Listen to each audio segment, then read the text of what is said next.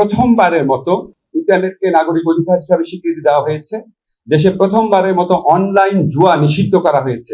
প্রথমবারের মতো সাইবার স্পেসে নারী শিশু নির্যাতন এবং যৌন হয়রানিকে শাস্তিযোগ্য অপরাধ হিসেবে স্বীকৃতি দেওয়া হয়েছে।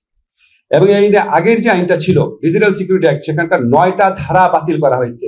এবং এই 9টা ধারাই ছিল কুখ্যাত ধারা। এই ধারাগুলোতে 95% মামলা দায়ের হয়েছিল। এই মামলাগুলো এখন স্বয়ংক্রিয়ভাবে বাতিল হয়ে যাবে। এছাড়া কিছু কিছু যে আর্টিকেল আছে সেগুলিকে পরিবর্তন করা হয়েছে এবং স্পিচ অফেন্স বা কথা বলে বা মতামত প্রকাশ করে যে অপরাধ, সেখানে মাত্র 2টা অপরাধ রাখা হয়েছে। একটা হচ্ছে নারী ও শিশুর প্রতি যৌন নির্যাতনমূলক কন্টেন্ট প্রকাশ, হুমকি দেওয়া, আর এটা হচ্ছে ধর্মীয় ঘৃণা ছড়ানো, যে ঘৃণা ছড়ানোর মধ্যে দিয়ে সহিংসতাকে উস্কে দেওয়া হয়।